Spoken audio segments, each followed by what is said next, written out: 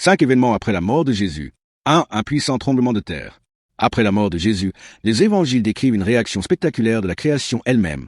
Matthieu rapporte que la terre trembla violemment et que les rochers se fendirent. Matthieu 27, 51. Cette activité sismique souligne la signification cosmique du sacrifice du Christ, car la nature elle-même réagit à la mort du Fils de Dieu. Géographiquement, la Palestine se situe sur une importante ligne de faille, ce qui rend les tremblements de terre fréquents. Cependant, cet événement était particulièrement lié à l'intervention divine, préfigurant le plus grand miracle à venir, la résurrection de Jésus. Le tremblement de terre et les pierres brisées symbolisaient la reconnaissance par la création du sacrifice de son Créateur. 2. Ouverture des tombeaux et résurrection des saints. Matthieu mentionne de manière unique que des tombeaux se sont ouverts lors du tremblement de terre et que de nombreux saints fidèles, morts, ont été ressuscités. Après la résurrection de Jésus, ces individus sortirent de leurs tombeaux et apparurent à de nombreuses personnes à Jérusalem. Matthieu 27, 52-53. Cet événement miraculeux, orchestré par Dieu, témoigna profondément de la victoire du Christ sur la mort. L'expression « s'endormir », une métaphore biblique courante pour la mort, souligne leur sécurité éternelle en Dieu. Bien que le texte ne précise pas si ces saints retournèrent au ciel ou moururent à nouveau, leur résurrection préfigure l'espérance future de tous les croyants, telle que décrite dans 1 Corinthiens 15, 20-23, où Jésus est appelé les prémices de la résurrection. 3. Le voile du temple déchiré. Au moment de la mort de Jésus, l'épais voile séparant le lieu saint du lieu très saint du temple se déchira de haut en bas. Matthieu 27, 51, Marc 15-38.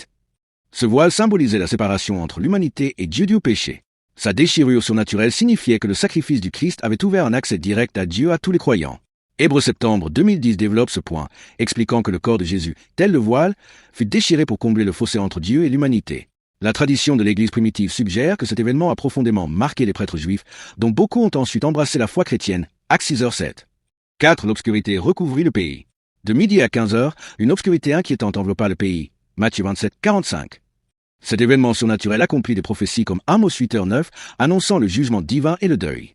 Le moment choisi pendant la pleine lune de Pâques exclut une éclipse naturelle. Au contraire, l'obscurité souligna la gravité de la crucifixion de Jésus, alors que la création pleurait la mort de son Créateur.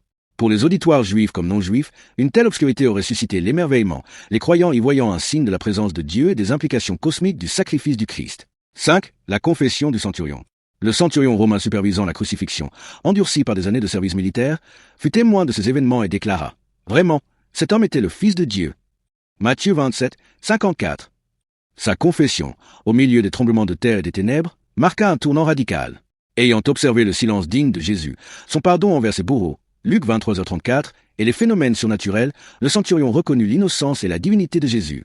Les premières traditions affirment qu'il devint plus tard un martyr chrétien nommé Longin, bien que les Écritures ne le confirment pas. Quoi qu'il en soit, sa transformation illustre le pouvoir de la croix de transpercer même les cœurs les plus endurcis. Ces événements, tremblements de terre, tombeaux ouverts, voiles déchirés, ténèbres et réveil du centurion, témoignent collectivement de l'autorité divine de la mort du Christ.